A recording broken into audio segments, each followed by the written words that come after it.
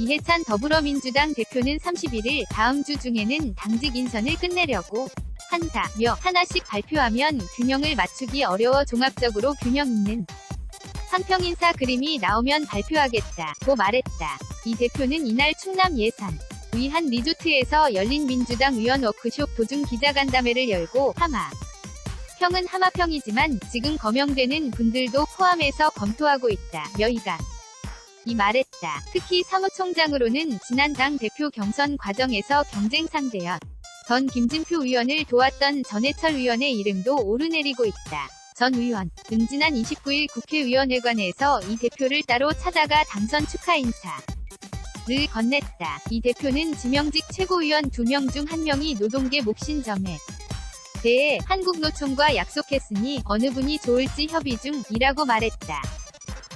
또 다른 1명에 대해선 자치분권 쪽으로 두는 게 좋겠다는 의견이 많아서 지방자치단체 쪽 사람과 협의하고 있다고 말했다. 이 대표는 대북, 관계, 민생, 민주적 질서를 만드는 것, 적폐를 청산하는 것 모두 매우 중요하다며 이런 것을 중심으로 당을 운영하고 최고위원들의 역할을 분담하기로 했다고 말했다. 박주민 최고위원은 권리당원과 소통할 플랫폼을 당하고 박광온 최고위원은 지방자치 분권 분야를 맡기로 했다.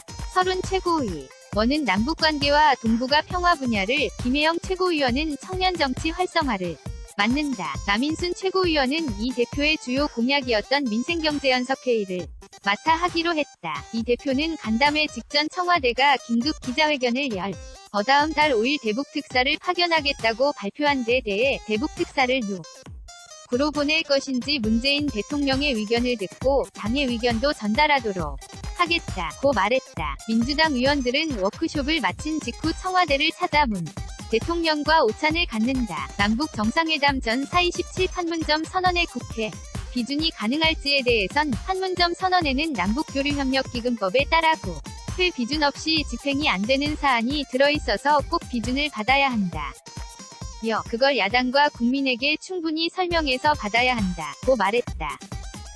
대표는 실제 여론조사를 보니 국민의 72% 이상이 비준에 찬성하고 있어 야당을 설득하는데 어려움은 있겠지만 끝까지 반대하지는 않을 것으로 본다고 말했다. 전날 고위 당 정청협의에서 정부의 종합부동산세 강화 검토를 요구한 이 대표는 토지나 주택 관련한 세금 중 기본적으로 유세를 높이고 거래세를 낮추는 것이 기본 방향인 건 맞다며 현재 문제는 3가구 주택, 초고가 주택이지 일반적인 주택 거래가 문제는 아니다.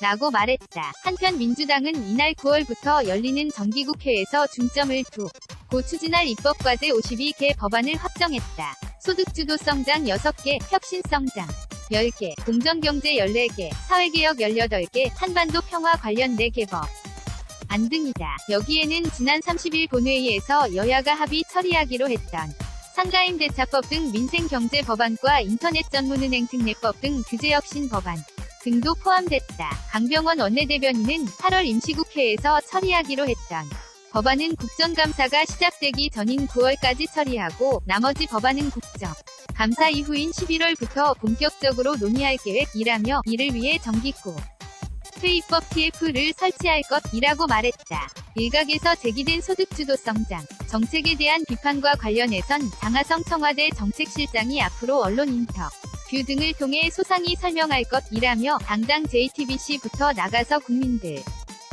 적극 알리겠다고 했다고 전했다. 몇몇 의원들은 장 실장에게 전국 대학을 돌며 특강을 하는 게 어떻겠느냐고 주문하기도 했다. 충남 예산는 김경희 하준호 기자 AMATOR@joongang.co.kr